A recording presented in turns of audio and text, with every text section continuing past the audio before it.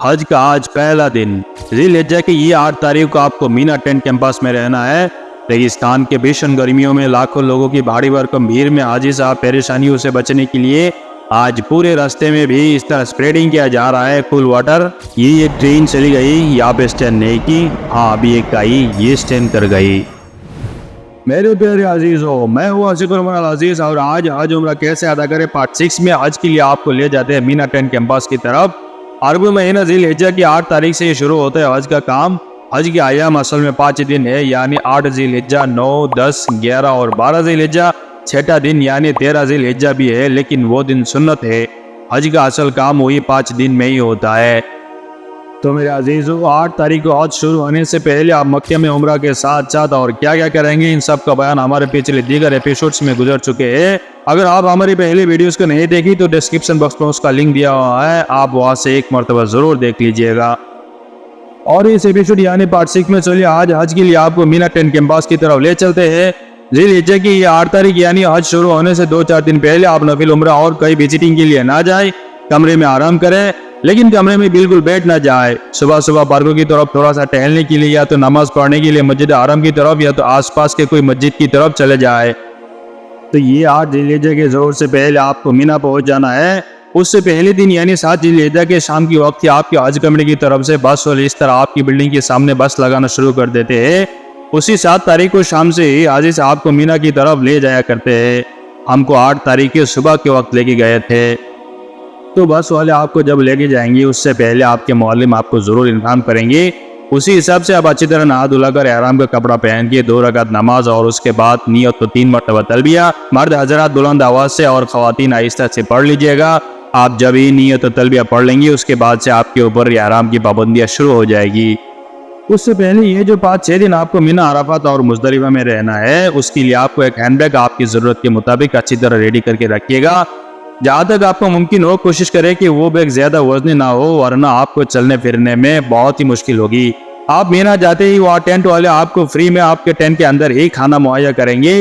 वो खाना आपके हिसाब से टेस्टी हो या ना हो, फिर भी थोड़ा सा खा लीजिएगा, इधर उधर शिकायत करने से बचे।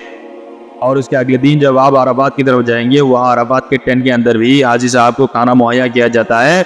लेकिन जब आप अराफात से मगरिब के वक्त निकलकर रात को मुजदलिफा के खुले हुए मैदान में रहने लगेंगे तो उस वक्त आपको खाना नहीं दिया जाएगा। इसीलिए आपके बैग में थोड़ा सा ड्राई फ्रूट और आपके इंटरेस्ट के हिसाब से थोड़ा सा हल्का सा खाना ले लीजिएगा।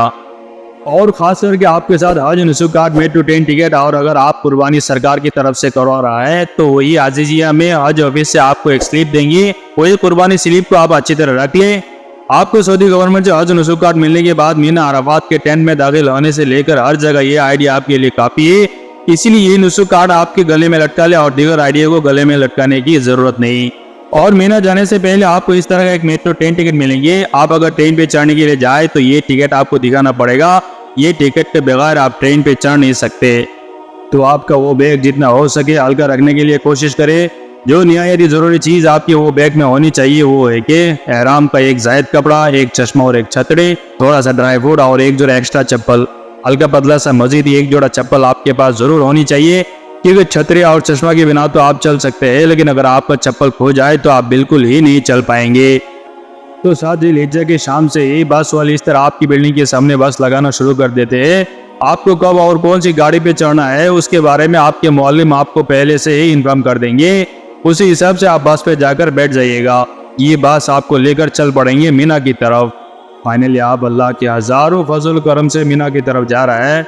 आप तलबिया के साथ साथ अल्लाह के लाखों शुक्रिया अदा करें कि इस अजीम बाबरकत वाली मुबारक सफ़र में रब्बुल आलमीन ने आपको भी शामिल किया है।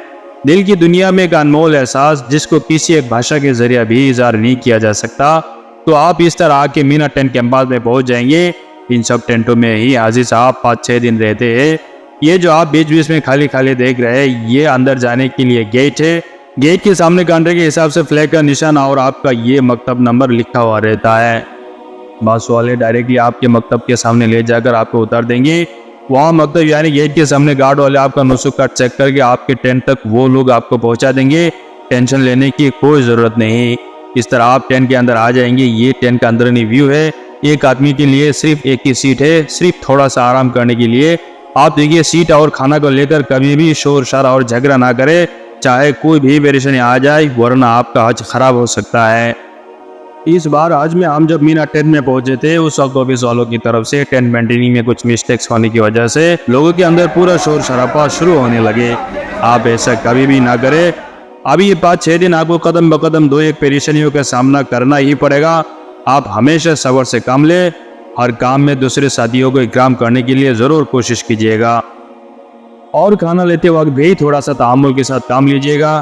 कैंटीन वाले खाना लेकर आपके टेंट के अंदर ही बिल्कुल आपके सीट पे हिला कर देंगे।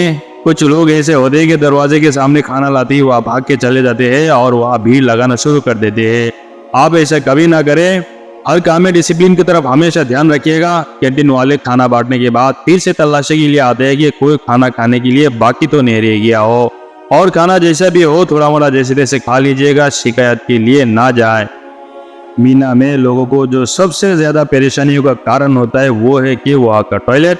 मीना में इस तरह का टेम्पररी टॉयलेट होता है, एक तरफ मर्दों के लिए और दूसरी तरफ औरतों के लिए, और इस तरह साइड में वजू का इंतजाम क्या होता है। टॉयलेट में जाने के लिए कभी कभार लोगों की बहुत ही लंबी लाइनें लग जाती है। आप हमेशा सब्र से काम ले। कुछ लोग तो टॉयलेट के अंदर जाकर बिल्कुल ही खराब कर देते हैं।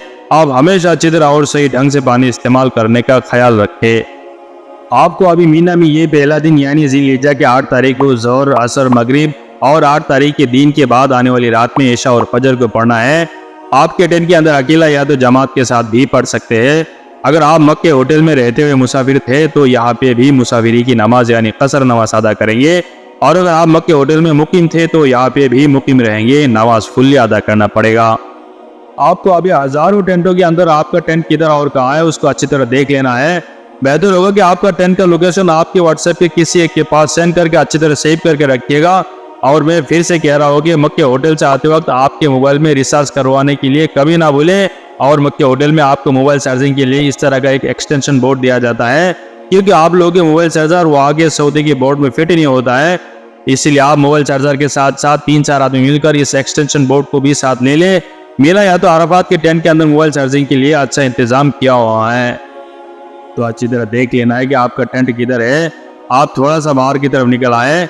आपके टेंट से अराफात के लिए मीना मेट्रो स्टेशन को किधर जाते हैं, दूसरी तरफ जमरात में शैतान को कंकर मारने का रास्ता किधर है, और तीसरी तरफ आपके टेंट से अजीजिया में आपका होटल किधर है। ये 3 रास्ता आपको अच्छी तरह ज़हन नशी कर लेना है। और अजीजिया के आपका होटल का लोकेशन आप जिस रोज़ मक्के में आएंगे उसी रोज़ या आपके व्हाट्सएप में अच्छी तरह सेव करके रखना है। आप जब ही बाहर से होटल की तरफ आएंगे ये लोकेशन आपको बहुत ही काम में आएंगे। तो आपको अभी टेंट के अंदर परेशानियों को एक तरफ करके अपने परवरदिगार से दिली ताल्लुक़ के साथ जिक्र व फिक्र और दुआओं में मशगूल रहने के लिए कोशिश कीजिएगा। अगर आपको टेंट के अंदर लोगों की बातचीत में बोरिंग लग जाए तो आप खुदा की अजीम कुदरत का मुशाहिदा करने के लिए थोड़ा सा बाहर की तरफ निकल आए। वही बाबरकत वाली वादी मीना को चारों अतराफ से मुशाहिदा करके अजीम परवरदिगार की अजमत व बुजुर्गी को दिल में बिठाने के लिए कोशिश करें। याद करें आप सल्लल्लाहु अलैहि वसल्लम और सहाबा की वही खैरुल कुरून के ज़माने को। जितना हो सके कसीर तादाद में तौबा इस्तिग़फ़ार और दीगर दुआओं में मशगूल रहने के लिए कोशिश करें। तो आप आखिरी रात फजर का वक्त शुरू होते ही फजर की नमाज फौरन पढ़ के अगले दिन यानी 9 ज़िल-हिज्जा में अराफात के लिए मीना मेट्रो स्टेशन की तरफ चल पड़े। अराफात और उसके अगली रात मुज़दलिफ़ा में गुजारने के लिए कुछ सामान के साथ एक हल्का सा बैग आप पहले से रेडी रखिएगा। अगर आपके साथ सामान ज़्यादा है तो कुछ सामान आप यहाँ मीना टेंट पे ही रख सकते हैं। आपको तो और 4-5 दिन यहाँ टेंट पे ही रहना है। तो आप एक हल्का सा बैग कंधे में लेकर फजर की नमाज पढ़ते ही अराफात के लिए मीना मेट्रो स्टेशन की तरफ रवाना हो जाए। ट्रेन का वो टिकट आपके हाथ पे रखें। कभी कभार बस से भी लोगों को अराफात की तरफ ले जाया करते हैं और बस वाले शाम से ही लोगों को ले जाना शुरू कर देते हैं, लेकिन हमारे वक्त बस नहीं थे, हम सभी ट्रेन से गए शायद और दूसरी तरफ थे। कोई तो ऐसे होते हैं कि अराफात के लिए रात के वक्त ही मीना से पैदल चलना शुरू कर देते हैं। मुझे अपने तजुर्बात से आपसे मेरा मशवरा ये कि आप ऐसा ना करें, चाहे आप जितना हेल्दी और नौजवान भी ना हो, क्योंकि यह मीना से अराफात के आपके टेंट तक तकरीबन 15-20 किलोमीटर हो जाएंगे और फिर अराफात से मुज़दलिफ़ा और मुज़दलिफ़ा से जमरात पैदल चलना आपके लिए बहुत ही मुश्किल पड़ सकता है। और इधर मीना से अराफात की तरफ पैदल चल के अगर आप थक जाए और अभी आप अराफात से मुज़दलिफ़ा की तरफ ट्रेन से जाना चाहते हैं तो हो सकता है कि आप ट्रेन पे चढ़ ना पाए और आपके लिए बहुत ही मुश्किल खड़ी हो जाए, और बस से तो जा नहीं सकते। इसीलिए आप अगर पैदल चलने के लिए नियत की हो तो जाते वक्त मीना से ट्रेन से जाए, क्योंकि जाते वक्त ट्रेन में भीड़ नहीं होती, और अराफात से आते वक्त आप पैदल चलना शुरू करें। तो आपको मीना टेंट से निकलकर ये मेट्रो स्टेशन की तरफ आना है। मैं तो अभी ओवरब्रिज के ऊपर खड़ा हूँ, आपको ओवरब्रिज के ऊपर आने की जरूरत नहीं। नीचे से हर एक ट्रेन से स्टेशन की तरफ जाने के लिए बहुत सारे रास्ता है और इधर वॉलंटियर और पुलिस वाले आपकी राहबरी के लिए रास्ते में कदम ब कदम मौजूद है। आप बस स्टेशन की तरफ जाते रहिए। स्टेशन से आने से पहले रास्ते में आपका वो ट्रेन टिकट चेक करेंगे। स्टेशन पे या तो ट्रेन के अंदर जाकर आपको कुछ नहीं करना है। ये कार्ड आपको इस तरह हाथ पे लगाने की जरूरत नहीं, सिर्फ स्टेशन वालों को गेट पे एक मरतबा दिखाना है। अगर आप ये कार्ड अच्छी तरह हिफाजत कर पाते हैं तो आपके बैग में ही रखे, वरना वजू गुस्ल में हर बार आपको परेशानी होगी। और ये जो येलो कलर का ये कार्ड आप देख रहे हैं, ये आपके होटल का है। आप जिस दिन मक्के होटल पे आएंगे उसी रोज ही ये कार्ड आपको दिया जाता है। मैंने ये सब कार्ड हाथ पे कभी भी नहीं लगाया। अगर आप भी ना लगाए तो उसका अच्छी तरह हिफाजत करके रखे और साथ साथ आपके मोबाइल पे भी एक फोटो खींच करके रखे। एक बात ध्यान से सुनिएगा कि आप यहाँ पे हज के लिए आए हैं, डरने के लिए कोई जरूरत नहीं। आपके नाम पर ही आपका मुकम्मल डाटा पुलिस वालों के पास मौजूद है। वर्कर और एम्प्लॉइज के साथ सऊदी सरकार की बिहेवियर जो भी हो या ना हो, लेकिन उनके नज़दीक आप हाजी साहब बहुत ही मोहतरम है। हर तरफ से आपको मदद करने के लिए वो लोग तैयार रहते हैं। मैंने देखा कि तकरीबन हर हाजी साहब इधर उधर क्या होगा नहीं होगा बहुत डरते हैं और जो भी कार्ड या तो टिकट देते हैं उसको फौरन ही गले में या तो हाथ पे हैंडकप की तरफ लगा लेते हैं। गले में 2-3 आइडिया और हाथ पे 2-3। बेचारा ना सुकून से वजू कर बता और ना वसूल। आपको नुसू कार्ड मिलने के बाद यही कार्ड आपको हर जगह काफ़ी है, बस उसको संभाल के रखे। और खुदा न खास्ता ये नुसू कार्ड आपको खो जाए तो अजीजिया में ही आपके हज ऑफिस में जाकर दरखास्त करने से या तो आप लोगों के साथ रहने वाले मुअल्लिम को बोलने से वो आपका और एक दूसरा नुसू कार्ड का इंतजाम कर देंगे। टेंशन लेने की कोई ज़रूरत नहीं।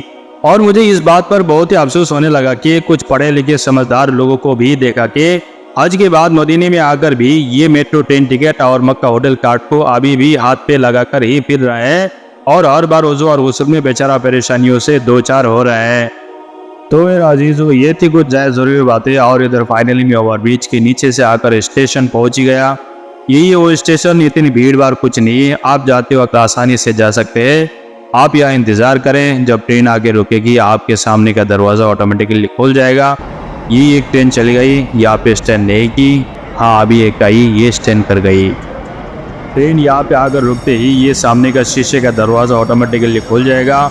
आप बस आराम से अंदर की तरफ चले जाएं। 5-10 मिनट के अंदर ही आपको अराफात में पहुँचा देंगे। आप अंदर बैठ भी सकते हैं या तो आप कुछ ही देर के लिए खड़े ही रहें। यहाँ से आप बाहर के दिलकश मंजरों का एक खूबसूरत नज़ारा कर सकते हैं। सुबह शादी की अंधेरी अभी भी बाकी है। हम तुले आफ्ताब से पहले ही हमारे अराफात के टेंट तक पहुँच गए थे। तो मेरे अजीज़ों, पार्ट 6 को यही भी ख़त्म करता हो। हमारे आगे एपिसोड यानी पार्ट 7 में अराफात में जाकर उतरेंगे इंशाल्लाह। तब तक के लिए आप इंतज़ार करें। और अगर इस वीडियो के रिलेटेड आपको कोई क्वेश्चन करना है तो नीचे कमेंट करके हमको ज़रूर बता सकते हैं। और आने वाले एपिसोड्स के लिए आप जुड़े रहिए हमारे साथ। फिर मिलेंगे बहुत ही जल्दी इंशाल्लाह। अपना ख्याल रखिएगा। बहुत बहुत शुक्रिया, धन्यवाद, अस्सलाम वालेकुम।